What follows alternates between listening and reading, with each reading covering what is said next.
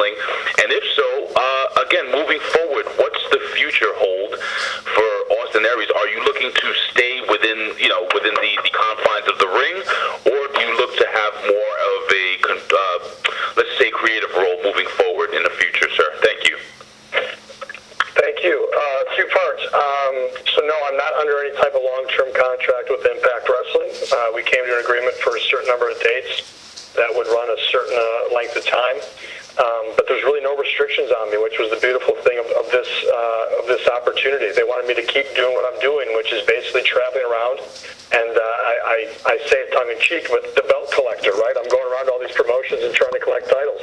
And so that, for me, was the opportunity that was appealing to me. I wasn't coming in and being put with restrictions, or we're gonna own this, or we're gonna take a cut of this. It was, hey, we like what you're doing, we like the philosophy of what you're doing, and we'd like to work together in a mutually beneficial partnership that allows us to both, hopefully come out ahead. And so, the door's obviously open for me to continue with Impact Wrestling, and I would love if things, unraveled in a way to where it made it a no-brainer for me to continue this relationship moving forward for the next year, the next 2 years, or whatever it may be.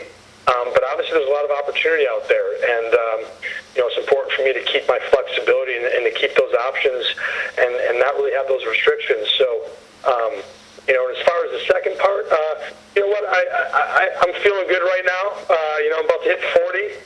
But I think I have. Again, I was talking with Diamond Dallas Page, and I was hanging out with him in Atlanta not that long ago, and he said, "Bro, my career didn't even take off till I was 40."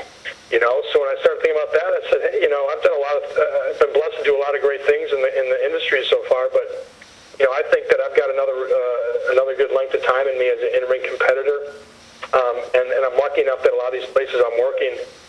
They do respect and value my opinions when it comes to the creative aspect, not just for myself, but as a whole. So I'm kind of getting the best of both worlds in that way.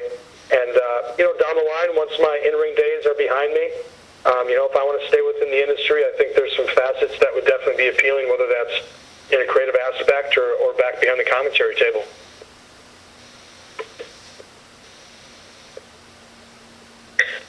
Hi Austin, this is Rory from Team Venom Media. Firstly, congratulations on your title win. Thank you. What I wanted to ask was, we've recently seen the Global Wrestling Network for Impact Wrestling get launched on the Xbox One in the UK, which has opened up a new avenue for viewers to see Impact.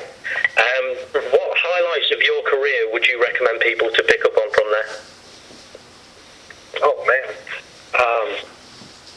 I think, off the top of my head, I think even going back to my first stint there, the paparazzi production, the paparazzi challenge, is go back and watch those from time to time, and those are just a bunch of guys going out there and having some fun doing some silly stuff.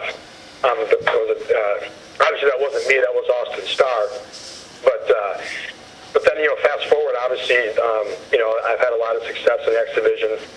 Been a lot of exciting matches in there.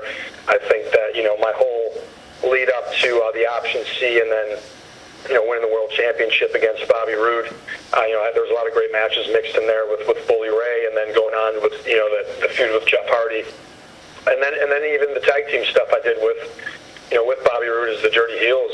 There was a lot of fun moments in there too. So, and it's a great opportunity for fans to go back and if you're new to Impact Wrestling, to kind of go back and see some of the history and the lineage of the people who have been there throughout the history, and kind of get yourself familiar. And again, just another way for people to enjoy the content. And again, I think more and more companies are going that direction where they have their streaming service that people can subscribe to and really get all the different content that they want. So it's a really cool time to be a wrestling fan. There's so much out there to be explored.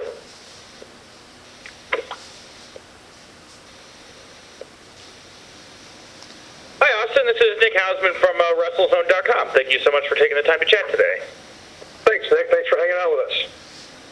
My question is, obviously you've been out now on the road all over the world, Peru, Australia.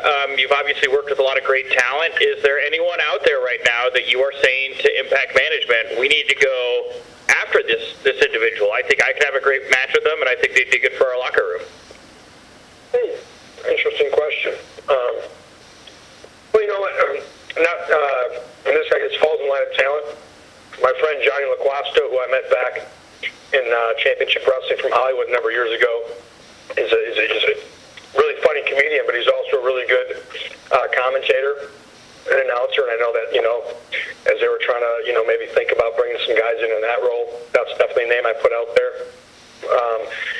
Some of the guys that I've mixed it up, like a guy like Marty Skrull, have some contractual obligations. A guy like Matt Riddle that I just got the chance to wrestle not that long ago, again, have some contractual obligations that maybe would prohibit them from coming to Impact Wrestling.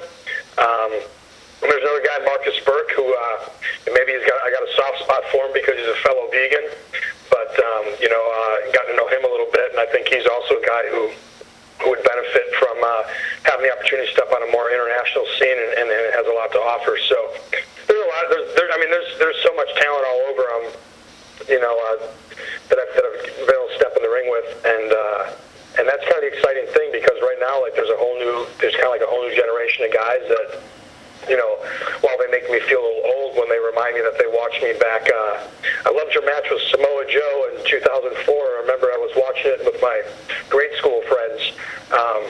But it's cool to see that, I think the future wrestling's in good hands, because there's a lot of passion, there's a lot of athleticism, and again, the landscape's changed, so there's a lot of opportunity for those guys.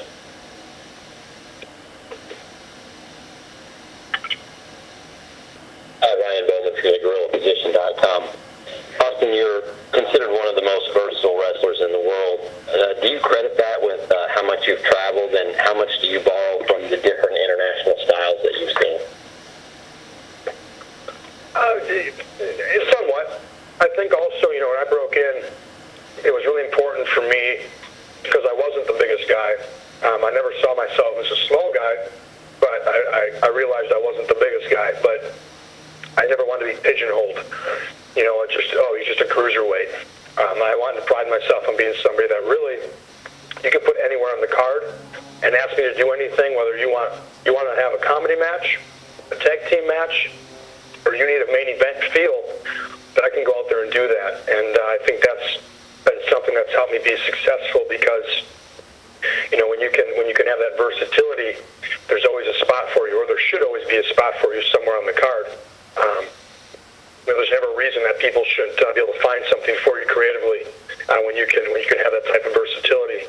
So I think that's something that I always try to, when I'm doing seminars and things like that, I always try to tell a lot of the younger guys is the more multifaceted you can be, not just in styles of wrestling, but also understanding that there's different ways to entertain the audience every night, and it's not always with the 5-star match. Some nights that's not what your job is, and again, you can't necessarily have a card that's just all 5-star matches. You need to have variety, and you need to give the audience a bit of different things. So, it's something I've always kind of prided myself on, and I think it's definitely lended itself well to me over the years.